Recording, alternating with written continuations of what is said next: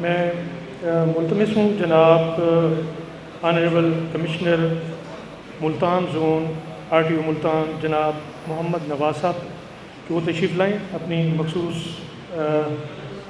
Chief guest की जो seat है वहाँ पे तशरीफ़ रखें।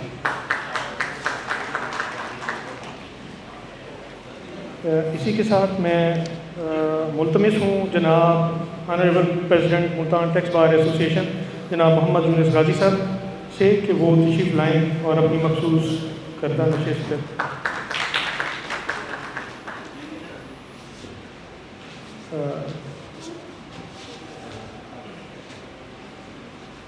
इसी के साथ मैं मुल्तमिस हूँ जनाब मोहम्मद नदीम भट्ट साहब से, स्पीकर हैं इनकम टैक्स रिटर्न्स के, लाहौर से तशरीफ़ लाए हैं, तो वो आप अपनी मखसूस करदा नशिस्त पे तशरीफ़ रखें। अब मैं मुल्तमिस हूँ जनाब ऑनरेबल उमैर शफ़क़त साहब से, एडिशनल कमिश्नर RTO मुल्तान के वो तशरीफ़ लाएँ और अपनी मखसूस करदा नशिस्त पर तशरीफ़ फरमाएँ।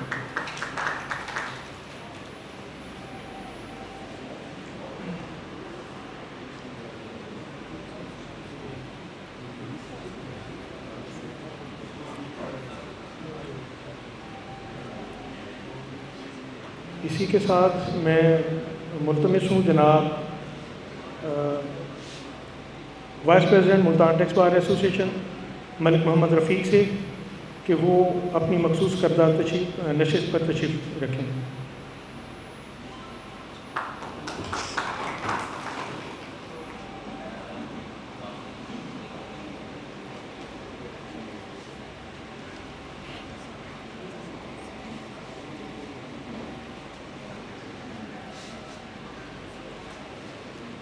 आज के इस लेक्चर या सेमिनार के बाकायदा इनकाद से पहले मैं तिलावत कलाम पाक के लिए मुल्तमिस हूँ जनाब Mohammad Usman FCA joint secretary Multan tax bar association कि वो तशरीफ़ लाएँ और तिलावत कलाम पाक से इस महफ़िल को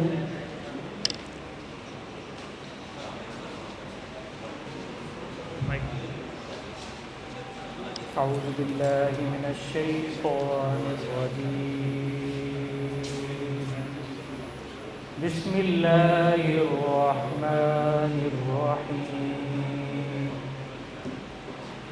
वल अस्र इन्नल इंसाना लफ़ी खुस्र इल्लल्लज़ीना आमनू व अमिलुस्सॉलिहाति व तवासौ बिल हक़्क़ि व तवासौ बिस्सब्र सदक़ल्लाहुल अज़ीम।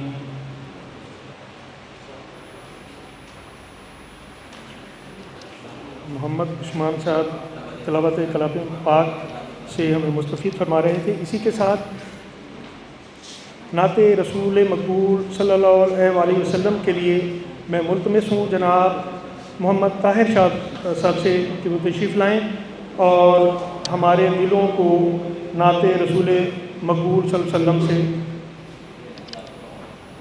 आगाह फरमाएँ। जनाब मोहम्मद ताहिर शाह साहब।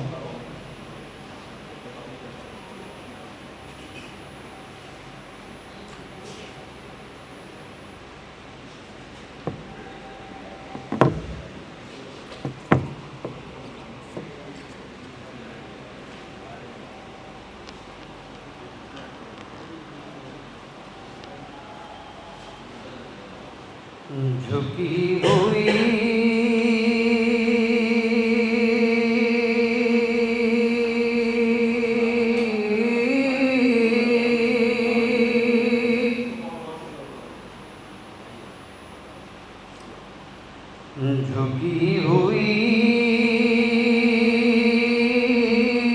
ये जबी है हुजूर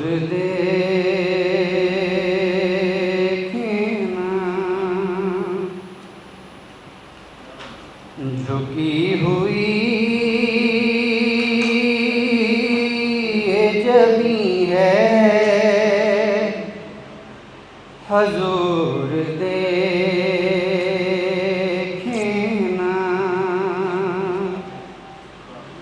हमारा कल बेहज़ी है हजूर देखना।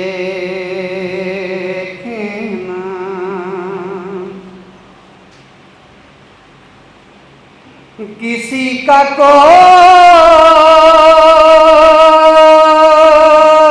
तो होता है, इतने लोगों में किसी का कोई तो होता है, इतने लोगों में हमारा कोई नहीं है हजूर देखना, हमारा कोई नहीं है हजूर देखना।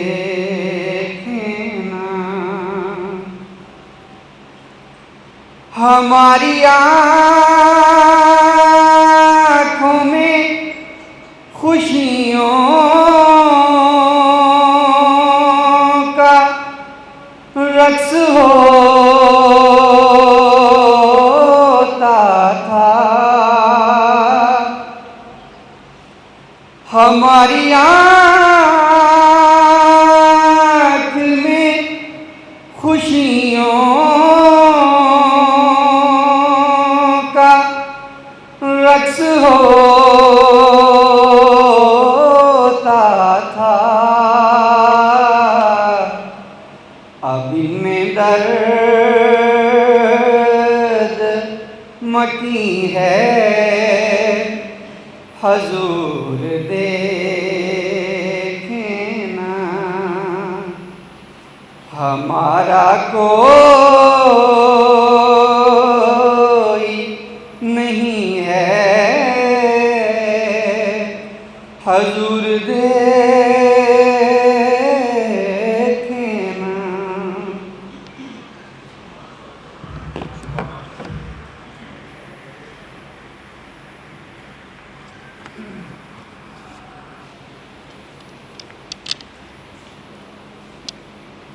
आज का ये सेमिनार जनाब honourable chief commissioner Mohammad Sarmad Qureshi sahab ने बतौर चीफ़ गेस्ट तशरीफ़ लाना था, लेकिन उनकी कुछ पर्सनल मसरूफियात की वजह से अचानक उन्हें छुट्टी पे जाना पड़ा।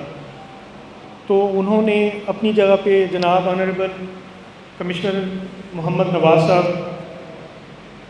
उनको ड्यूटी तफवीज़ फरमाई कि वो उनकी जगह पे निज़ामत के चीफ़ गेस्ट के तौर पे यहाँ पे तशरीफ़ रखें।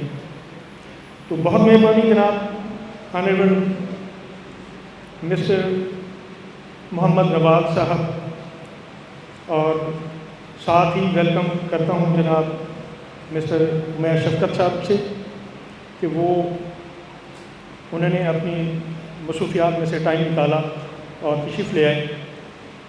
साथ ही कुछ और ऑफिसर भी तशरीफ़ रखते हैं, उनके भी हम मशकूर हैं कि वो तशरीफ़ ले आए हमारे इस प्रोग्राम में।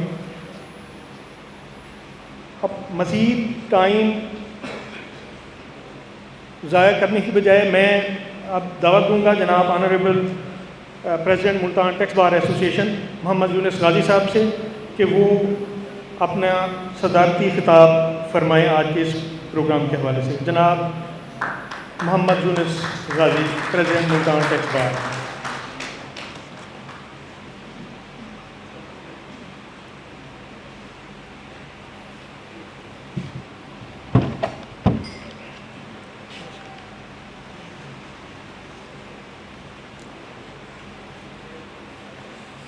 बिस्मिल्लाहिर्रहमानिर्रहीम।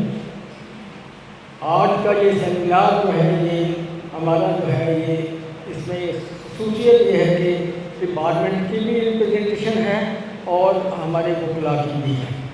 और उमैर शफकत साहब जो है वो फेसलेस जो है उसके ऊपर बात करेंगे।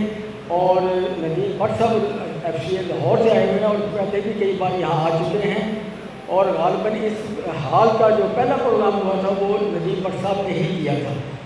ये चार्टर्ड अकाउंटेंट हैं और ये जो है ना इसी तरह फाइनेंस एक्ट पे भी बहुत अच्छी तरह बात करते हैं और इनकम टैक्स रिटर्न को तो इतना बारीकी में जाके एक्सप्लेन करते हैं।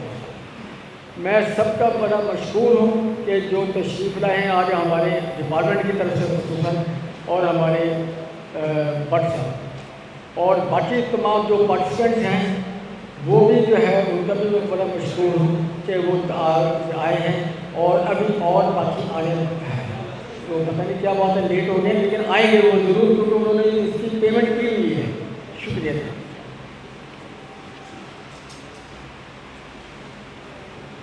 बहुत शुक्रिया जनाब मोहम्मद यूनुस गाजी साहब।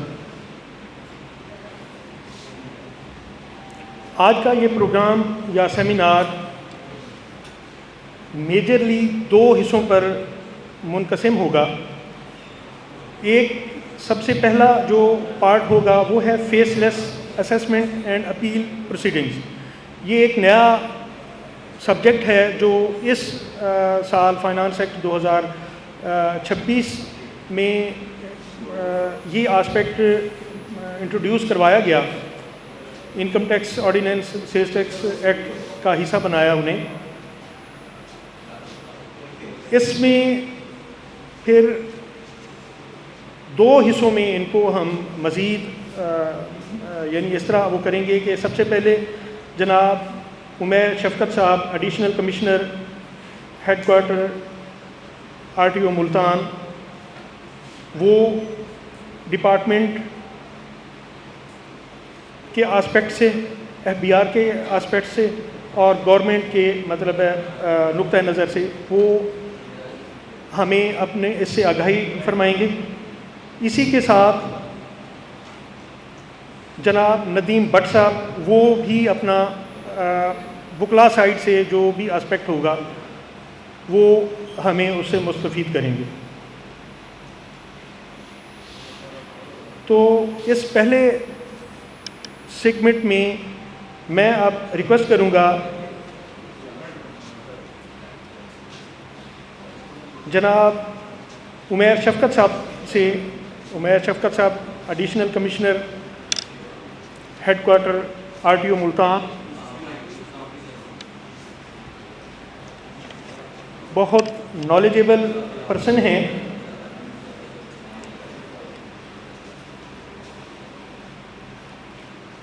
चूँकि FBR के जदीद डिजिटल दौर और निज़ाम कार में शफाफियत लाने के लिए faceless assessment and appeal proceedings का निज़ाम सामने लाया गया। इस सिलसिला में इस पेचीदगी मगर जदीद मौजू के बारे में FBR के नुक्ता नज़र निफाज का तरीक़ेकार अमली कवायद और ज़वाबित और इसके फ़वाइद पर रोशनी डालने के लिए जनाब उमैर शफकत साहब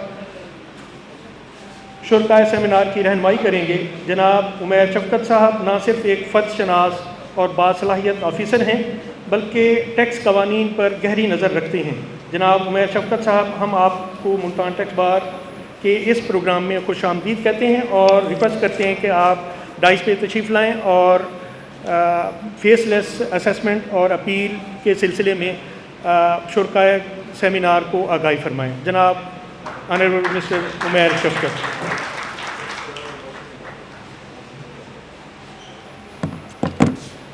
अस्सलाम वालेकुम जी। साहब बहुत शुक्रिया आपके अल्फाज का और मुल्तान टैक्स बार का कि उन्होंने मुझे ये प्रिविलेज और ऑनर दिया कि मैं इतने लर्नड और डिस्टिंग्विश ऑडियंस के साथ बात कर सकूं, इंक्लूडिंग हमारे जो ऑनरेबल चीफ गेस्ट हैं, ऑफिसर्स हैं और मेंबर्स हैं टैक्स बार के।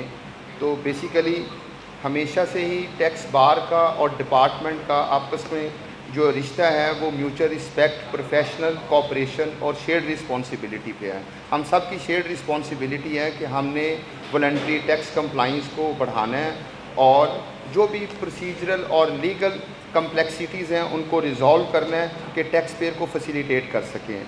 तो अब बेसिकली आज मैंने खुसूसी तौर पे मिर्ज़ा साहब ने मुझे पहले भी रिक्वेस्ट की थी, तो बात करने का मकसद ये था कि आप लोगों से बात की जाए कि अब बेसिकली जो ट्रेडिशनल मेथड है टैक्सेशन का वो चेंज हो रहा है।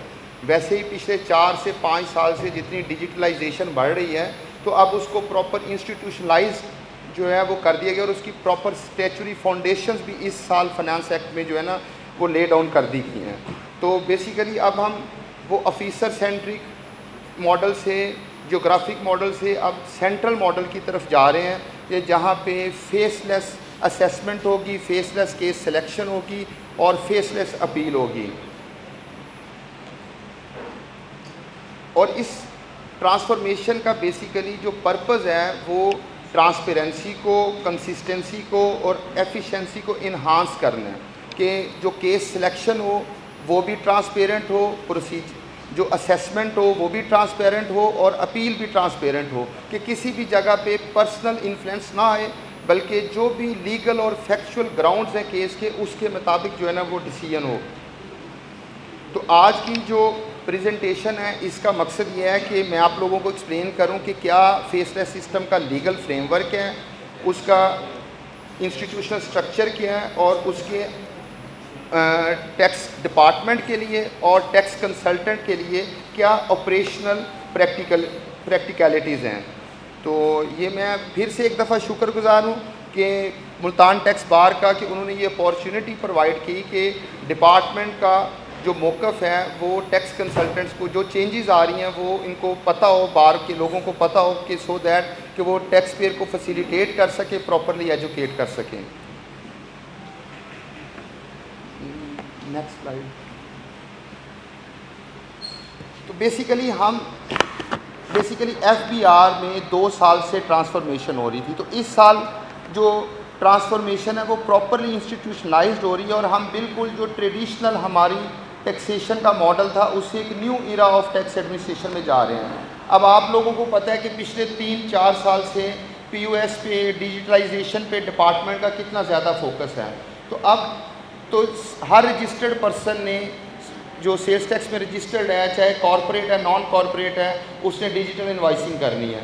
तो डिजिटल इनवॉइसिंग से, POS से, फिर इलेक्ट्रॉनिक प्रोडक्शन मॉनिटरिंग सिस्टम में बेसिकली कुछ सेक्टर्स होंगे तो उनके ऊपर कैमरास इंस्टॉल होंगे, प्रोडक्शन मॉनिटरिंग सिस्टम होगी।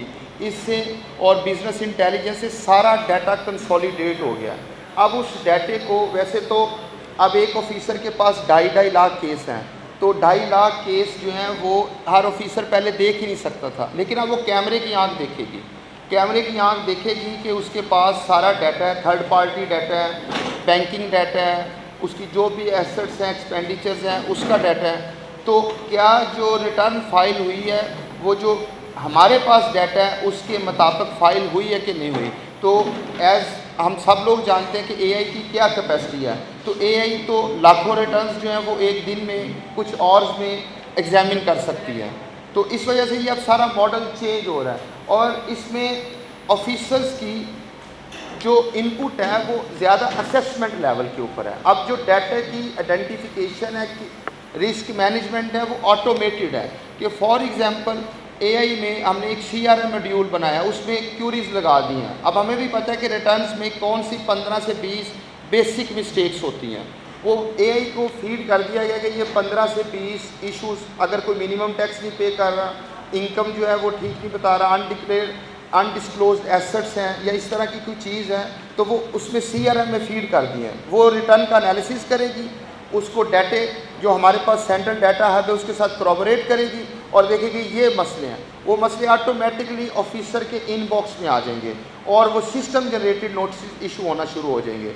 तो बेसिकली जो भी आपने रिटर्न्स फाइल करनी है इस दफ़ा, तो अपने जो टैक्स पेयर है उसका जो थर्ड पार्टी डाटा है सारा, उसकी इन्वेस्टमेंट, उसकी बैंक्स, बाकी सारी डिटेल्स वो आप लोगों को पता हो, क्योंकि अगर वो उस तरह फाइल हो गई बगैर उन चीज़ों को इनकॉर्पोरेट करते हुए, तो ऑटोमेटिकली सिस्टम रिटर्न में जो अनॉमलीज़ है वो टैक्स पेयर को कॉन्फ्रंट करवा देगा। अच्छा, अब इसमें फंक्शनली स्पेशलाइज्ड है। आगे ये था कि एक ही ऑफिसर वो केस को सिलेक्ट करता था, वहाँ पे केस की असेसमेंट होती थी और वहाँ ही रिकवरी होती थी। अब बेसिकली मुख्तलिफ विंग्स बना दिए गए हैं। एक नेशनल फेसलेस ऑडिट विंग है, जिनके पास सारा डाटा होगा, वो उस डाटे को एग्जामिन करेंगे और उस बेस पे ऑडिट के क्वेश्चन या केस सिलेक्ट होगा। फिर वो केस चला जाएगा किसी और ऑफिसर के। सारा ये एल्गोरिथमिक हो रहा है, मतलब जो लोग एआई से जिनकी नौ है उनको पता होगा कि एआई कैसे वर्क करती है। तो ये सारा एल्गोरिथमिक हो रहा है कि वो पहले केस सिलेक्ट हुआ, फिर एल्गोरिथम से किसी ऑफिसर के पास चला गया और उस ऑफिसर ने उस पर असेसमेंट करनी है और फील्ड फॉर्मेशन उसके ऊपर रिकवरी करेगा। तो ये सारा सेंट्रली सुपरवाइज्ड है। जो national faceless centre, national audit wing है, नेशनल फेसलेस असेसमेंट विंग है, ये सारे सेंट्रलाइज्ड है। अब ये बेसिकली सारी बात का क्रक्स ये है कि faceless system represents a fundamental design of how cases are. हम पहले केस को ऑफिसर आइडेंटिफाई करता था, ऑफिसर ने केस की रिटर्न देखी, उसमें उसे अनोमलीज आइडेंटिफाई की और वो अनोमलीज की बेस पे या 111 में या वो कंसर्न कमिश्नर से केस सिलेक्ट हो गया, डेस्क ऑडिट बना गया। अब एआई उस केस को आइडेंटिफाई करेगी, एआई उसके क्वेश्चंस बताएगी, सिलेक्ट। ऑब्वियसली ये आगे मैं डिटेल में बात होगी, जो हमारा एग्जिस्टिंग स्टैचुरी और प्रोसीजरल फ्रेमवर्क है उससे बाहर नहीं जाएगा। सिलेक्ट केस अंडर सेक्शन 177 या 214C ही होगा, लेकिन वो जो ऑडिट के क्वेश्चंस हैं वो एआई बना के देगा, कमिश्नर उसमें इनपुट देगा और वो केस सिलेक्ट हो जाएगा।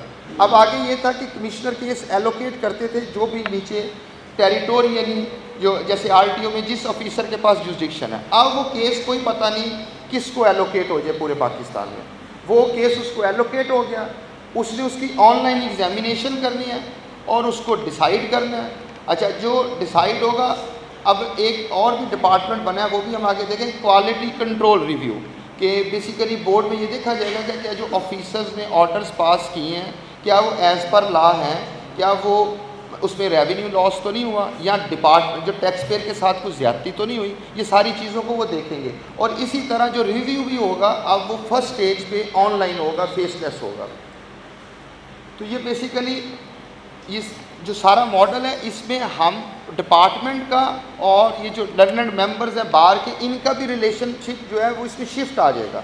आगे आप लोग हमारे पास पर्सनली केस पे आते थे, हम भी कहीं मतलब एक केस में एक कंसल्टेंट है वो 10 दफ़ा आ रहे हैं, 15 दफ़ा आ रहे हैं, तो एक पर्सनल रिलेशनशिप डेवलप हो जाता था। उस बेस पे कई दफ़ा इनफॉर्मल हेयरिंग्स भी होती, अब तो सारी हेयरिंग्स फॉर्मल और स्ट्रक्चर्ड होंगी। तो अब ये डिपेंड करता है कि आप लोग अपने केस पे प्रिपेयर्ड कितना अच्छा है। Next slide. ये बेसिकली ट्रेडिशनल मॉडल था ज्योग्राफी बेस्ड, अब है फंक्शन बेस्ड नेशनल स्ट्रक्चर। पहले था ऑफिसर लेड सिलेक्शन, अब है एल्गोरिथमिक रिस्क सिलेक्शन। अब आप लोग ये नहीं कह सकते कि सर हमारा केस आपने क्यों सिलेक्ट किया, अब वो केस एआई सिलेक्ट कर रही है। तो केस सिलेक्शन से बचने के लिए ये है कि आप अपनी फाइलिंग कितनी अच्छी करते हैं, आप लोगों को कितना अच्छा इल्म है कि कौन से रिस्क एरियाज़ हैं और मैं रिटर्न फाइल करते वक्त उन रिस्क एरियाज़ को अवॉइड करना है। पहले ऑडिट एंड रिकवरी एक जगह पे कंबाइंड थी, अब ऑडिट सिलेक्शन कहीं होगी, ऑडिट कोई करेगा और रिकवरी जो है वो फील्ड फॉर्मेशन करेगी कंसर्न।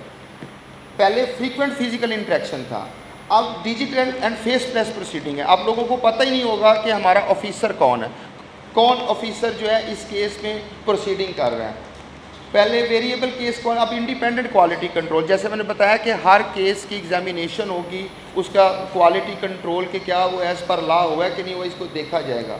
तो पहले थी फ्रेगमेंटेड इन्फोर्समेंट, कि हमें भी नहीं पता चलता था कि कौन से केस हैं, किसको देखना है, इतने ज़्यादा था। अब end to end compliance workflow है, केस सेलेक्ट हुआ, वो एग्जामिन हुआ, असेसमेंट होगी, फील्ड फॉर्मेशन के लिए रिकवरी आ गई, तो अब वो डेडिकेटेड रिकवरी होगी। और उसके साथ ये भी है कि कहीं असेसमेंट में कराची में कोई ऑफिसर बैठा है, वो फेसलेस प्रोसीडिंग कर रहा है, मुल्तान का टैक्स पेयर है, वो समझता है कि ये फैक्ट्स को सर्टेन करने के लिए फील्ड वेरिफिकेशन की ज़रूरत है, तो वो फिर कंसर्न कमिश्नर को फील्ड वेरिफिकेशन के लिए रिक्वेस्ट करेगा, वो ऑफिसर या उसका कोई रिप्रेजेंटेटिव वो जाएगा, वो जाके फील्ड में ये सारी चीज़ें देखेगा कि जो भी उसकी क्यूरीज हैं। तो ये बेसिकली हम एक डिस्क्रिशन, पहले डिस्क्रिशन थी ऑफिसर के पास, अब उससे एक इंस्टीट्यूशनलाइज प्रोसेस है और ये बहुत अच्छा प्रोसेस है कि अगर हम सब लोग इसको ऑप्ट कर लें तो इसमें फेयरनेस, ट्रांसपेरेंसी पहले से बहुत ज़्यादा है। नेक्स्ट।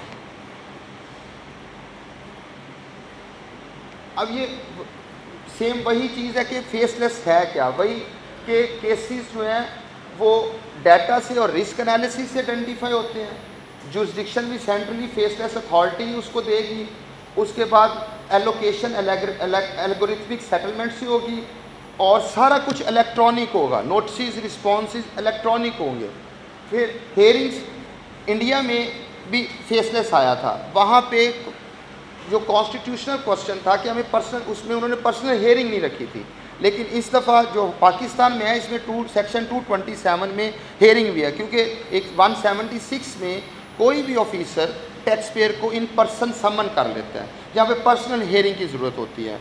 तो और टैक्स पेयर का भी राइट है कि वो समझता है कि अगर ऑफिसर को मेरी बात मेरे जवाब से समझ नहीं आ रही, या टैक्स कंसल्टेंट समझता है कि ये जवाब से मैं समझा नहीं पा रहा और मैंने इन पर्सन हेयरिंग करनी है, तो वो इन पर्सन हेयरिंग की रिक्वेस्ट करेगा और ई हेयरिंग होगी उसके अंदर ना, कि मतलब जो टैक्स पेयर के सेफ गार्ड्स हैं उसका प्रॉपर अकाउंट फॉर किया गया है। इसमें ये जो न्यू मॉडल आया है वही, the identity of the officer will be remain confidential. आप लोगों को कोई पता नहीं होगा कि हमारा कौन सा ऑफिसर जो है ना वो इस केस को सुन रहा है।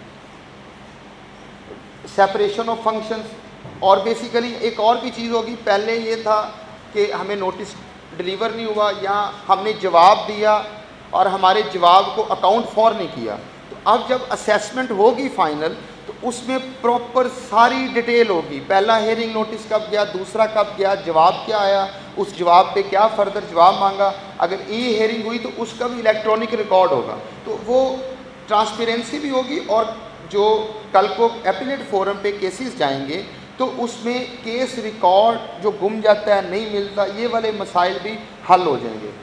आगे नेक्स्ट स्लाइड। ये बेसिकली मुख्तलिफ इंस्टीट्यूशनलाइज हमारा स्ट्रक्चर्ड है जो FBI ने डेवलप किया है। एक नेशनल फेसलेस ऑडिट विंग होगा, हम एक सबसे पहले बन रहा है एक central data hub. Central data hub में income tax returns, financial statements, withholding statements, third party data, banking information, excise information, travelling information, electricity information, सारी इंफॉर्मेशन सेंट्रल डाटा हब में कंपाइल होगी। उसके बाद जब आप रिटर्न फाइल करेंगे वो आपका डाटा होगा, सेंट्रल डाटा हब से उसका क्रॉस मैच होगा और वहाँ पे रिस्क एरिया आइडेंटिफाई होंगे। अगर ज़्यादा रिस्क एरिया तो केस ऑडिट में सिलेक्ट हो जाएगा, अगर एक रिस्क एरिया तो 111 का नोटिस हो जाएगा। ये एक सेपरेट विंग करेगा। यहाँ से केस चला जाएगा असेसमेंट विंग में। असेसमेंट सेक्शन 122 में वो उसकी प्रोसीडिंग करेगा। प्रोसीजर वही है, सारा प्रोसीजर नहीं चेंज हुआ, बेसिकली उसकी मोडालिटी चेंज हुई है। फिर जब असेसमेंट हो जाएगी तो जो क्वालिटी कंट्रोल यूनिट है ये बेसिकली इस वजह से बना है कि डिपार्टमेंट को तो देखना ही देखना है, टैक्स पेयर्स की भी फीडबैक है। किसी टैक्स पेयर को ये एतराज़ आ सकता है कि AI ने मेरा केस ठीक तरह से सिलेक्ट नहीं किया, AI के बाइसेस हैं, क्योंकि ये बेसिकली जब भी कोई नया सिस्टम बनता है तो वो लिविंग ऑर्गेनिज्म होता है, तो उसमें फीडबैक जो है वो उसको इम्प्रूव करती है। तो वो आप लोगों की भी फीडबैक होगी कि इसमें असेसमेंट के टाइम ये इश्यूज़ आते हैं, सिलेक्शन के टाइम ये इश्यूज़ आ रहे हैं, तो वो क्वालिटी कंट्रोल यूनिट जो है वो इसको कॉन्टीन्यूसली इम्प्रूव करेगा, सिलेक्शन को भी, असेसमेंट को भी। उसके बाद जो फील्ड ऑपरेशन विंग है उसका काम होगा कंपल्सरी रजिस्ट्रेशंस करना, फील्ड विजिट करना, डिजिटलाइजेशन को इन्फोर्स करना, जैसे अब थर्ड शेड्यूल बहुत एक्सपेंड कर गया है उसको इन्फोर्स करना। फिर ये ट्रेडर स्कीम है, मतलब जो भी फील्ड के काम है, मतलब अब जो आपको हमारे ऑफिसर हैं वो ऑफिस में कम मिलेंगे और फील्ड में ज़्यादा मिलेंगे। अब उनकी ओरिएंटेशन चेंज हो गई है, फील्ड की तरफ वो ज़्यादा जाएंगे और ये सारे काम मतलब वो फील्ड में जाके डिजिटलाइजेशन को इन्फोर्स करेंगे, थर्ड शेड्यूल जो है उसको इन्फोर्स करवाएंगे, फील्ड वेरिफिकेशंस करेंगे, न्यू केसेस को आइडेंटिफाई करेंगे, सर्वे करेंगे, मैपिंग करेंगे, जियो टैगिंग करवाएंगे। उसके बाद फेसलेस अपील विंग, तो वही केस इसी तरह सेम है कि जिस केस में ऑर्डर होगा आप अपील फाइल करेंगे, आपको ये नहीं पता होगा कि हमारा कमिश्नर अपील कौन है, और वो केस को उस तरह ऑनलाइन हर्ट करेगा। Next slide. ये बेसिकली कुछ लीगल इंसर्शन हुई हैं इस सारे मॉडल को स्टेचुरी फाउंडेशन देने के लिए। सेक्शन 2(5) असेसमेंट में अब फेसलेस असेसमेंट भी ऐड कर दिया है। Section 122E faceless audit and assessment. अच्छा, मैंने ये सिर्फ इनकम टैक्स की लिखी हैं, इसके पैरेलल सेल्स टैक्स में और फेडरल एक्साइज ड्यूटी में भी यही जो है ना वो अमेंडमेंट्स आई हैं रेलिवेंट सेक्शंस के अंदर।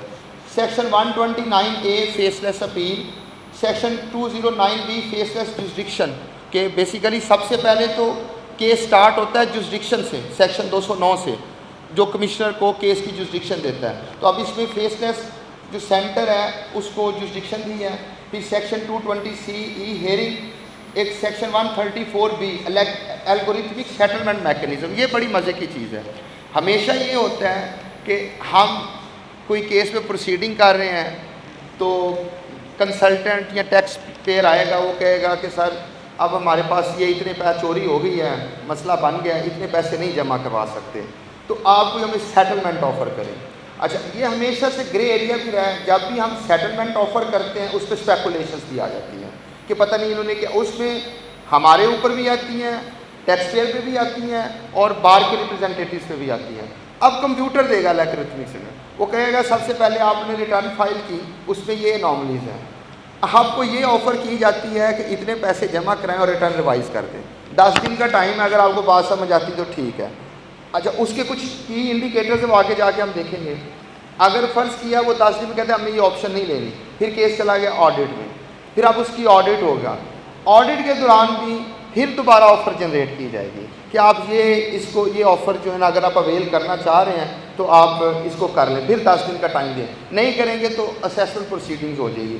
अब ये नहीं पता अभी, मतलब इस पर क्लियर नहीं, क्योंकि एक नई चीज़ है, डेवलप होगी, शायद ये कमिश्नर अपील के पास भी ये ऑफ़र आज, मतलब सेक्शन 134B सेपरेटली इसलिए इंसर्ट किया गया, लेकिन ये कन्फर्म, लेकिन ऑफिसर के पास, टैक्स पेयर के पास जब during the course of hearing proceeding multiple time opportunity होगी, लेकिन हर दफ़ा सेटलमेंट पीछे से ज़्यादा होगी।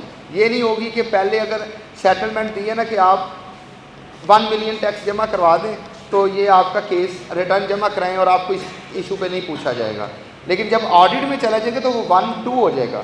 तो ये आप लोगों का भी रोल बढ़ गया।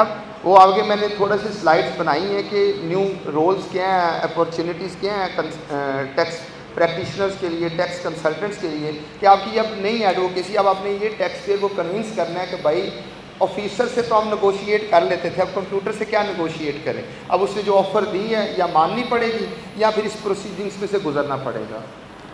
उसके बाद ये section 220 director general of field compliance, तो ये बेसिकली जो फील्ड की एक्टिविटीज़ होगी, मॉनिटरिंग होगी, इसमें ये फील्ड कंप्लाइंस का डायरेक्टोरेट जनरल अलहदा बना दिया है। Next slide please. ये सेक्शन 209B, ये फेसलेस जुरिस्डिक्शन, इसमें ये हो सकता है अभी इसको फेजेस में इम्प्लीमेंट किया जाएगा। तो ये हो सकता है कि किसी स्पेसिफाइड पर्सन का पूरा केस ही उठा के दे दिया जाए या उसका कोई ख़ास टैक्स ईयर दे दिया जाए कि फॉर एग्जांपल केस ए है, वो इधर मेरे पास है, तो उसका टैक्स ईयर 2026 जो है 2026 वो फेसलेस को दिया जाए, बाकी साल इधर ही देखे जा रहे हैं।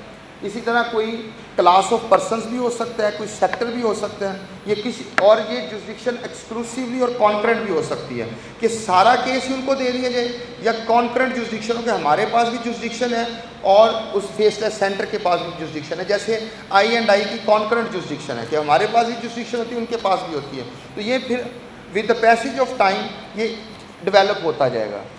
और field formation will conduct physical verification so as to assess the actual quantum of business assets and any other information required by the concerned officer, जो भी आपकी प्रोसीडिंग, जो भी इस केस की प्रोसीडिंग कर रहा है। Next slide. बेसिकली अब डाटा और डाटा से केस की तरफ है। आगे ये था डाटा, ऑफिसर की इनपुट, फिर केस सिलेक्शन। अब जो हमारे नोटिस इशू करने से पहले ही फेसलेस सिस्टम उस वक्त स्टार्ट हो गया जब आपने रिटर्न फाइल की। इवन आपने रिटर्न नहीं भी फाइल की तो फिर भी स्टार्ट हो गया कि वो आपको कैमरे की आंख देख रही है कि आपके इतने एसेट्स हैं, रिटर्न फाइल नहीं की, वो फिर भी नॉर्मली बताएगा। अगर आपके इतने एसेट्स हैं, आपने रिटर्न फाइल की नहीं दिखाए, वो भी फिर भी बताएगा। तो उसमें एनालिसिस होगा आपकी income tax return, wealth statement, financial statements. अब जैसे सेक्शन 114 में भी अमेंडमेंट कर दी गई कि अब रीडेबल, मशीन रीडेबल जो है ना वो अकाउंट्स होने चाहिए, withholding statement, sales tax declarations, banking transactions, property transactions, custom import data, utility information, third party information. फिर सेक्टोरल बेंचमार्क भी कि फॉर एग्जांपल टेक्सटाइल सेक्टर है उसकी ये रेशोज़ हैं और कोई केस रिटर्न फाइल करता है उस रेशो से सब्सटेंशली वो डेविएट कर जाता है तो वो भी केस अलर्ट हो जाएगा। इसी तरह हिस्टोरिकल कंप्लाइंस बिहेवियर क्या है कि क्या वो रिटर्न्स टाइम से फाइल करता रहा, उसका क्या उसने रिटर्न्स अपनी फाइल किस तरह की हैं, ये सारी चीज़ें वो बेसिकली कैमरे की आंख आपको देखेगी। नेक्स्ट, और उसकी बेस पे ये रिस्क एरियाज हैं कि क्या कोई अनडिक्लेयर्ड इनकम है, सप्रेस टर्नओवर है, अनएक्सप्लेन्ड एसेट्स हैं, अनएक्सप्लेन्ड एक्सपेंडिचर्स हैं, अबनॉर्मल फाइनेंशियल रेशोज़ हैं, inconsistency between return and banking activity, क्योंकि बैंक्स का सारा डाटा जो है वो FBR के पास अब कंसोलिडेट हो गया है। तो आपने सबसे पहले तो रिटर्न फाइल करते हुए अपने टैक्स पेयर को कहना बैंक स्टेटमेंट्स अपनी सारी ले आ, सॉफ्ट में ले आ, मतलब वो उसको आपने प्रॉपरली अकाउंट फॉर करना है। फिर variations from sectoral norm differences across successive tax year, कि पिछले टैक्स ईयर्स में क्या थी रेशोज और इस साल क्या उससे कोई डेविएट तो नहीं कर गया, किया है तो क्या रीज़न हो सकती है। तो ये सारे रिस्क बेस्ड एरिया, ये कुछ मैंने लिखे हैं, इससे ज़्यादा भी हो सकते हैं। Next slide, machine readable financial information, ये मैं बात कर रहा था सेक्शन 114 में। अब ये है कि वो आपने जो फाइनेंशियल अकाउंट्स हैं वो इस तरह सबमिट करने हैं कि वो मशीन रीडेबल का, रीडेबल से क्या मुराद है, उसको रीड कर सके, डाटे को एक्सट्रैक्ट कर सके, उसको वैलिडेट कर सके, इसको मतलब उसके पास डाटे की प्रॉपर एक्सेस हो कि वो आपके फाइनेंशियल स्टेटमेंट्स में से वो सारा डाटा एक्सट्रैक्ट करें आपकी इनकम टैक्स रिटर्न्स के साथ, और जो भी कोई इन्फॉर्मेशन अवेलेबल है, जैसे फॉर एग्जांपल अब जो बड़े केसेस होंगे उन पे इलेक्ट्रॉनिक मॉनिटरिंग होगी, कैमरास लगेंगे, तो वो ऑब्वियसली वो कैमरा से नोट होंगे कि एक दिन में कितनी इनकम, कितने मतलब वो सप्लाई आई, कितनी वो जो है ना वो सप्लाई गई, वो सारा अकाउंट फॉर होगा। तो क्या उससे मैच कर रहा है कि नहीं कर रहा, मतलब ये जैसे आप आगे तो 40B पे लगाते थे लोग, वो 40B वाला कल्चर ख़त्म हो जाएगा, हमारे लोग भी फ्री हो जाएंगे क्योंकि हमें भी ज़्यादा से ज़्यादा लोगों की ज़रूरत है फील्ड कंप्लाइंस के लिए, तो वो इलेक्ट्रॉनिक मॉनिटरिंग से सारा ये देखा जाएगा। तो ये next slide, how a case will be selected and allocated, वही same data collection, central data hub, फिर उसका एनालिसिस होगा, उसमें से रिस्क आइडेंटिफिकेशन होगी, फिर केस सेलेक्ट होगा, सिलेक्शन के बाद उसको फेसलेस एलोकेशन होगी और फिर इलेक्ट्रॉनिक इनिशिएशन हो जाएगी। तो ये वही सारा प्रोसीजर है, दोबारा इस स्लाइड में मैंने एक दफ़ा उसको लिख दिया है। चलो अब तो सेक्शन 122E, प्रोसीडिंग सारी 122 में होगी, लेकिन ई के फेसलेस असेसमेंट हो सकती है। केस 177 या 214C में सिलेक्ट होगा या 111 का नोटिस जाएगा, तो आपको नोटिस आ जाएगा ऑनलाइन, उसका आपने उसी तरह जवाब देना है, ई हियरिंग होगी। तो सारी जो प्रोसीडिंग है वो ऑलरेडी एग्जिस्टिंग स्टैट्यूटरी और प्रोसीजरल फ्रेमवर्क में होगी कि जो सेटल्ड हो गई है, मतलब जिस उसमें जित केस लॉज आए वो सारे उस पर एप्लीकेबल है। Fundamental shift in the procedure नहीं आया, इनका कोई स्टैट्यूटरी फ्रेमवर्क भी नहीं आया, शिफ्ट आया सिर्फ फेसलेस के ऑनलाइन हो रहा है, और आइडेंटिटी जो है वो रिवील है टैक्स पेयर की भी और टैक्स ऑफिसर की। नेक्स्ट स्लाइड,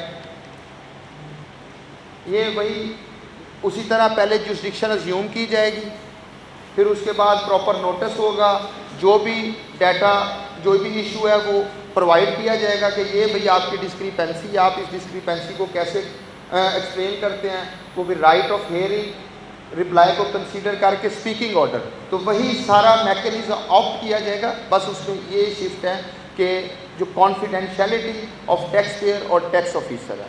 नेक्स्ट स्लाइड, ई हियरिंग, ये हमने वो मतलब ऑलरेडी बताया कि ये हर फील्ड फॉर्मेशन में ये सेपरेट ई हियरिंग ऑफिस बनेंगे, जहाँ पे आके ये ही हियरिंग होगी, उसके अंदर इलेक्ट्रॉनिक हियरिंग होगी, टैक्स पेयर खुद भी authorise representative as required by the tax officer in notice under section 176, कि उसने पर्सनल हियरिंग करनी है या AR आ जाए तो उसके साथ हियरिंग करनी है।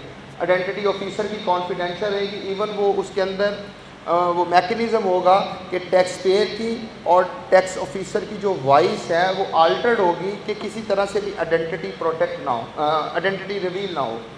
और ये सारा जो ए हेयरिंग होगी ये इलेक्ट्रॉनिकली रिकॉर्ड होगी। Next slide. अपील्स का भी मैकेनिज्म वही है जो हम ऑलरेडी करते हैं। सेक्शन 129A में जो अपील है अब वो एलोकेटेड और प्रोसेस डिजिटली होगी। अब वो जैसे तो इधर RTO मुल्तान का केस है तो वो कमिश्नर अपील्स 1 के पास जाना है। अब ये नहीं पता होगा कि कौन सा केस है और किस कमिश्नर अपील के पास चला गया। और जिस तरह आगे असेसमेंट इलेक्ट्रॉनिकली हुई, अब अपील पे भी रिव्यू सारा इलेक्ट्रॉनिकली होगा, जिसमें कमिश्नर अपील की जो आइडेंटिटी है वो कॉन्फिडेंशियल होगी, ई हेयरिंग होगी और ये सारा मैकेनिज़्म वहाँ पर भी अप्लाई होगा। बाकी जो अपील का प्रोसीजर है वो जो सेक्शन 129, 127 वो सारा एज इट इज़ एप्लीकेबल है। Next slide. ये वही एल्गोरिथमिक सेटलमेंट मैकेनिज़्म जो मैंने आगे भी बात की थी कि आपको सेटलमेंट ऑफ़र की जाएगी, उसमें देखा जाएगा कंप्लाइंस हिस्ट्री क्या है, डिस्क्रिपेंसी की नेचर क्या है, प्रोसीडिंग की स्टेज क्या है। जितनी प्रोसीडिंग एडवांस स्टेज पे जाती जाएगी उतनी ही सेटलमेंट भी एडवांस होती जाएगी। फिर इंफॉर्मेशन जो अब सिस्टम में अवेलेबल है, इश्यूज़ कौन से हैं और अगर कोई और भी रिस्क फैक्टर है, इन सारों को अकाउंट फॉर करके एक ऑटोमेटेड वे से एक सेटलमेंट ऑफ़र कर दी जाएगी जिसका 10 दिन का टाइम होगा। Next slide. ये भी वही टैक्स प्रोसीडिंग इनिशिएट होने से पहले भी हो सकती है कि जब सेक्शन 114 की आप रिटर्न फाइल करते हैं तो रिटर्न का यूनिट सेल्फ एग्जामिनेशन होता है और आपको बताया जाता है कि आपकी रिटर्न में ये अनॉमलीज है। सिलेक्शन के बाद भी हो सकती है, अब असेसमेंट के बाद हो सकती है कि नहीं हो सकती, इस पर अभी क्लैरिटी नहीं है, लेकिन असेसमेंट के लेवल तक हो सकती है। और अगर आप नहीं एक्सेप्ट करेंगे, 10 दिन का टाइम होगा, नहीं एक्सेप्ट करेंगे तो फिर ये एज इट इज़ जो है ना वो प्रोसीडिंग चलेंगी। Next slide. अब ये सारी जो कंटेक्स्ट है इसमें अब जो हमारी लीगल कम्युनिटी है इसका रोल चेंज होगा।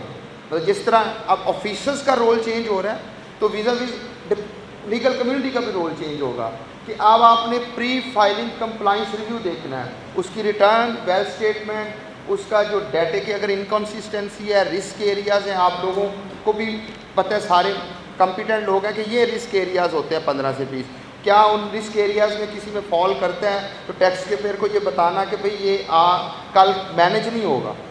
You have to declare everything in true and transparent manner. तो उसके बाद आप उसका वही डाटा एंड रिस्क एडवाइजरी के फाइनेंशियल डाटे का एनालिसिस, सेक्टोरल बेंचमार्क्स का पता हो कि कोई डेविएशन तो नहीं हो रही, उसमें अगर कोई नॉर्मल रेशियोज़ हैं उसको डिटेक्ट करना, फिर कोई फाइनेंशियल मूवमेंट अनएक्सप्लेन्ड है, थर्ड पार्टी इंफॉर्मेशन में आ रही है लेकिन रिटर्न में डिक्लेयर नहीं है तो इसको अकाउंट फॉर करना। तो फिर ओवरऑल ये है कि आपने जब रिटर्न फाइल करनी है तो उसकी असेसमेंट करनी है कि इसमें रिस्क एरिया कितना ज़्यादा है। अब वो रिस्क एरिया आपको उस वक्त ही असेस कर सकते हैं जब टैक्स पेयर आपको 100% सारी इन्फॉर्मेशन देगा। तो ये आपका अब तो पहला सवाल ही उससे ही होना चाहिए कि यार डाटा सारा FBR के पास है, कल को भी मेरे पास आना है, आज ही सारा डाटा मुझे दे दो तो मैं इसको अच्छे तरीके से रिव्यू तो कर लूँ। तो वो बेसिकली अब जो चीज़ें आगे अनएक्सप्लेन्ड थी, जो नई डिपार्टमेंट की एक्सेस में थी, वो सारा डाटा डिपार्टमेंट की एक्सेस में है। Next slide. फिर डिजिटल रिप्रेजेंटेशन सीखनी पड़ेगी कि कैसे आपने एक्सट्रैक्टेबल इंफॉर्मेशन शेयर करनी है, कैसे रीडेबल इंफॉर्मेशन शेयर करनी है। फिर एक मैकेनिज़्म आप लोगों को बनाना पड़ेगा कि आयरस का आप लोग रूटीन में रिव्यू करें कि कौन सा केस आ रहा है, उसका आयरस की मैनेजमेंट जो है वो अब सबसे बड़ा टास्क होगा कि आपने आयरस को प्रॉपरली आप उसको मैनेज कर रहे हैं कि नहीं कर रहे हैं। ई हेयरिंग करनी है तो ऑब्वियसली आप वैसे तो हेयरिंग के लिए किसी ऑफिसर के पास आते हैं तो समटाइम्स आपका डाटा मिसिंग होता है, चीज़ें थोड़ी होती हैं, आप कहते हैं चले सर हम कल बाकी डाटा प्रोवाइड करें। वहाँ पे आपने प्रॉपर प्रिपेयर्ड होकर जाना है कि आपके आर्गूमेंट स्ट्रक्चर्ड हो, उसमें सारा फैक्चुअल पोजीशन, आपके जो लीगल ग्राउंड्स हैं और जो भी मतलब आपके सपोर्टिव डॉक्यूमेंट्स हैं, आप प्रॉपरली उसके लिए प्रिपेयर्ड हो कि आपके पास सारे डॉक्यूमेंट्स हों, क्योंकि वो फिर बार बार हेयरिंग के लिए आप लोगों को भी मुश्किल होगी। क्योंकि अब ये तो आगे तो होता था कि इतने बजे टाइम है तो आप 4 बजे भी आ जाए तो ऑफिसर सुन लेते था। अब ई हेयरिंग का तो एक डेजिग्नेटेड टाइम होगा कि इतने बजे आपने आना है, आपने केस सुनना है। अगर आप नहीं आए तो वो लैब्स आपके पार्ट पे है, टैक्स ऑफिसर के पार्ट पे नहीं है। फिर सेटलमेंट एडवाइजरी, अब आपने अगर हो गया है तो उसको टैक्स पेयर को बताना है कि भाई ये टैक्स लगेगा, कल लिटिगेशन में ये कॉस्ट आएगी आपकी, तो अगर ये सेटलमेंट ऑफ़र है, अगर आप मतलब उसकी आपको उसकी भी अब एडवाइजरी करनी पड़ेगी। पहले भी आप लोग करते हैं, लेकिन अब आपको उसको ज़्यादा अच्छे तरीके से करनी पड़ेगी, क्योंकि अब किसी भी स्टेज पे एटलीस्ट कमिश्नर अपील तक की स्टेज पे पर्सनल मैनेजमेंट नहीं है। अब ये आपकी इम्पर्सनल मैनेजमेंट है क्या, और उसके लिए आपका रोल सबसे पहले भी जो लीगल कंसल्टेंट होता है वो मीडिएटर होता है, वो डिपार्टमेंट का मौक़िफ़ समझता है और टैक्स पेयर को एडवोकेट करता है, और मतलब उसका सबसे एसेंशियल पार्ट है, मेन पार्ट है। अब वो बेसिकली इस सारे में अगर आप देखें तो आपका रोल बढ़ गया। अब आपने रिटर्न भी उसको ठीक तरीके से फाइल करके देनी है, उसके बाद जो सारा असेसमेंट का भी प्रोसीडिंग है उसमें भी आपने ज़्यादा आपकी प्रोफेशनल और लीगल एक्यूमेंट रिक्वायर्ड होगी। तो बेसिकली टैक्स पेयर का रिलायंस बढ़ जाएगा। आगे ये होता था टैक्स पेयर, अच्छा यार बताओ अफसर कौन है, अफसर ये है, बस उसका अफसर का कोई ना कोई कज़न, कोई रिश्तेदार किसी को ढूंढ लिया, हम मैनेज करा लेंगे। अब जब पता ही नहीं लगेगा तो वो सोली टैक्स कंसल्टेंट के ऊपर रिलाय करेगा। Next slide. तो ये बेसिकली आप लोगों को डिजिटल कैपेबिलिटी भी अपनी इन्हांस करनी पड़ेगी, डाटा क्वालिटी और उसका एनालिसिस जो है उसको भी बेहतर करना पड़ेगा। फिर इलेक्ट्रॉनिक टाइम आयरस की मॉनिटरिंग, फिर उसके बाद जो लार्ज डिजिटल रिकॉर्ड्स हैं उनको कैसे ऑर्गेनाइज करना है और कैसे उसमें से रिकॉर्ड को फैच करके तो फाइलिंग भी करनी है और रिप्लाईज भी बनाने हैं। और सबसे बड़ा मसला जो अभी भी हमें आता है हमारे पास बड़ी अभी कि साइबर सिक्योरिटी, NTN का मिसयूज़ हो जाता है, या जो भी क्रीडेंशियल्स हैं टैक्स पेयर को उसको ये समझाना कि ये बड़े सेक्रेड हैं, इनकी बड़ी सेंसिटिव है, और जिस तरह आप अपने बैंक अकाउंट्स के जो पासवर्ड है उसको संभाल के रखते हैं, इसी तरह आपने बेसिकली ये जो आपके आयरस के भी पासवर्ड्स हैं और बाकी चीज़ें को संभाल के रखना है। अगर मिसयूज़ होगी तो कल को रिस्पॉन्सिबिलिटी तुम्हारे पे फिक्स होनी है। Next slide. तो ये बेसिकली आपको legal capacity, data capacity, digital capacity और इंस्टीट्यूशनल, बार का भी रोल बढ़ जाएगा। जैसे आज भी बार ने एजुकेशन के ऊपर जो है वो ये सेमिनार किया है और हमें भी मौका दिया हम आप लोगों से बात कर सकें, तो इस तरह और बढ़ जाएगा कि अब बार को इंस्टीट्यूशनलाइज्ड वे में भी ये डाटा कैपेसिटी, डिजिटल कैपेसिटी, इसके ऊपर और एजुकेशन सेमिनार जो है ना वो रखने चाहिए। Next slide. तो ये बेसिकली हमारी आपकी एक शेयर्ड रिस्पॉन्सिबिलिटी है, टैक्स कंप्लाइंस को बेहतर करना, टैक्स कलेक्शन को बेहतर करना। आपका रोल टैक्स पेयर को टैक्स एवेजन में फैसिलिटेट करना नहीं, टैक्स मैनेजमेंट, टैक्स अवॉइडेंस में फैसिलिटेट करना है कि आपकी लीगल अंडरस्टैंडिंग है, अकाउंटिंग अंडरस्टैंडिंग है, उसके मुताबिक आप उसको गाइड करते हैं कि आप अपने फाइनेंशियल डिक्लेरेशन इस तरह से करें। तो वो जो टैक्स एवेजन से अब हम टैक्स अवॉइडेंस की तरफ जाएंगे, और टैक्स अवॉइडेंस या टैक्स मैनेजमेंट में सबसे बड़ा रोल लीगल कम्युनिटी का होता है। तो हमारा भी रोल है कि हम आपको अच्छा डिजिटल सिस्टम प्रोवाइड करें जो स्टेबल हो, एक्सेसिबल हो। इश्यूज़ आते हैं, अभी भी होंगे, और हम उसको बड़े अच्छे तरीके से रिजॉल्व कर रहे हैं। इसी तरह जो रूल्स और प्रोसीजर्स हैं वो क्लियर हो, इलेक्ट्रॉनिक सर्विस जो है वो प्रॉपर होनी चाहिए कि मतलब आप वो जो रिप्रेजेंटेटिव है उसको भी मेल जानी चाहिए, टैक्स पेयर को भी मेल जानी चाहिए आयरस में। उसके बाद हमारे जो रिस्क पैरामीटर्स हैं वो ट्रांसपेरेंट होने चाहिए और क्वालिटी कंट्रोल बेहतर होनी चाहिए। लेकिन लीगल कम्युनिटी को भी ये इंश्योर करना चाहिए कि फाइलिंग एक्यूरेट हो, जो भी नोटिस है उसका टाइमली रिस्पॉन्स हो। और वैसे भी मतलब मेरा ये चौथा स्टेशन है और मुल्तान में कंपैरेटिवली लीगल जो कंप्लाइंस है सबसे बेहतर है कि यहाँ पे अगर आप नोटिस देते हैं, प्रॉपर सर्व करवाते हैं तो लोग अपीयर होते हैं, जो टैक्स कंसल्टेंट हैं वो अपीयर होते हैं।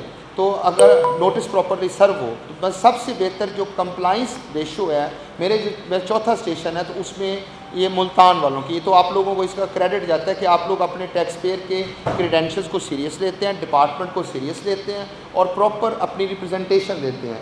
फिर आपके एविडेंस अब डिजिटल हैं तो वो ऑर्गेनाइज्ड हो। उसके बाद आप उसको टैक्स पेयर को रिस्पॉन्सिबल एडवाइस दें, डिजिटल कॉम्पिटेंसी अपनी डेवलप करें और जो भी टैक्स पेयर के जेन्युइन राइट्स उनको प्रोटेक्ट करें, लेकिन स्टेचुरी प्रोसेस की भी रिस्पेक्ट करें कि जो स्टेचुरी प्रोसेस है जो एक स्टेट ने मैकेनिज़्म बनाया टैक्स इन्फोर्समेंट के लिए उसकी रिस्पेक्ट हो और लार्जली होती भी है। Next slide. तो ये मेरा सेशन था, इसमें मैंने आप लोगों को जो अभी चेंजेस आई हैं उसके बारे में ब्रीफ कर दी हैं। तो अब किसी का कोई भी क्वेश्चन हो तो मैं हाज़िर हूँ।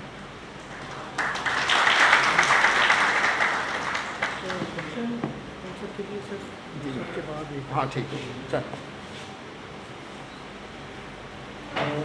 जी बहुत शुक्रिया जनाब उमैर शफ़क़त साहब, आपने बहुत ही तफसील से हमारे मेंबरान को, शुरका सेमिनार को जो है ना इस नए सिस्टम के बारे में तफसीलन आगाह किया।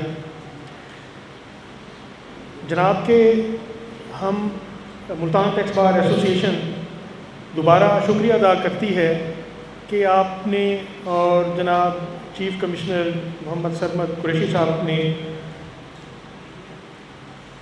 हमें बार रूम ऑफिस के तौर पे एक रूम तफवीज़ किया फर्निश्ड। इसके साथ आज के सेमिनार के लिए ये हाल भी दिया। जनाब वाला हमारा ऊपर वाला हाल मौजूद है लेकिन इतनी तादाद नहीं आ सकती, जनाब के सामने है। अभी पीछे कुर्सियाँ लगी हुई हैं, जिनके मेंबरान अभी वो आ रहे हैं, रास्ते में हैं, वो यकीनन रिटर्न के प्रोग्राम में वो शिरकत करेंगे। हमें रात को अनाउंस करना पड़ा कि अब हमारी रजिस्ट्रेशन बंद है क्योंकि हम आगे शायद ना कर पाते कुर्सियों की। तो जनाब का शुक्रिया कि आपने यहाँ पे हमें मौका दिया इस सेमिनार को। एज सच हम लोग टैक्स प्रैक्टिशनर्स टैक्स अथॉरिटीज़ की खिदमत करते हैं, बोर्ड की खिदमत करते हैं, FBI की, गवर्नमेंट ऑफ पाकिस्तान की खिदमत करते हैं, बट फॉर नथिंग। हम फ़ीस लेते हैं तो अपने क्लाइंट से लेते हैं, लेकिन 100% खिदमत होती है कि कानून के मुताबिक गोशवारा जमा हो, कानून के मुताबिक असेसमेंट हो और कानून के मुताबिक ड्यू टैक्स बने तो वो हम अदा करें। तो ये हमारा मतमे नज़र होता है और इसी सिलसिले में आप देख लें कि सारे कितनी तादाद में मौजूद हैं वकला, वो इसी मकसद में कि हम ये आज के प्रोग्राम में जो कानूनी पेचीदगी हैं उनको सीखें और आगे अपने क्लाइंट्स के केसों में हम उनको अपनाएं। तो मैं तमाम शुरका का एक दफ़ा फिर शुक्रिया अदा करता हूँ। इसके साथ हमारे जो है ना साबका सदूर जनाब चौधरी मोहम्मद खालिद असद साहब भी तशरीफ़ रखते हैं, वेलकम जनाब। शबीर फ़खरुद्दीन साहब तशरीफ़ रखते हैं, जनाब चौधरी शाहिद सलीम साहब साबका सदूर, इनको वेलकम। चौधरी खालिद असद साहब से मैं रिक्वेस्ट करूँगा कि वो स्टेज पे तशरीफ़ लें और कुर्सी पे जो है ना तशरीफ़ रखें। जनाब चौधरी खालिद असद साहब। अब इसका नेक्स्ट हिस्सा है कि इसी फेसलेस असेसमेंट और अपील प्रोसीडिंग्स के बारे में टैक्स प्रैक्टिशनर्स की नज़र में जनाब नदीम भट्ट साहब चार्टर्ड अकाउंटेंट हैं, प्रैक्टिकल प्रैक्टिशनर हैं, एजुकेशन से वाबस्ता हैं, ज़्यादा सीखने सिखाने में इन्हें बहुत ज़्यादा शगफ़ है और हम जब भी इन्हें रिक्वेस्ट करते हैं तो ये लाहौर से भागे भागे तशरीफ़ लाते हैं और हमारे मेंबरान को जो भी उनका प्रैक्टिकली नॉलेज होता है वो हमें ट्रांसफ़र कर जाते हैं। जनाब का शुक्रिया, आप तशरीफ़ ले आए। अब इसी सिलसिले में जनाब नदीम भट्ट साहब से मैं रिक्वेस्ट करूँगा कि वो फेसलेस असेसमेंट और अपील प्रोसीडिंग्स के बारे में अपने ख़यालात का इजहार फरमाएँ और हमारे टैक्स प्रैक्टिशनर वकला, हमारे जो पार्टिसिपेंट्स हैं उनको मुस्तफ़ीद करें। जनाब मोहम्मद नदीम भट्ट साहब।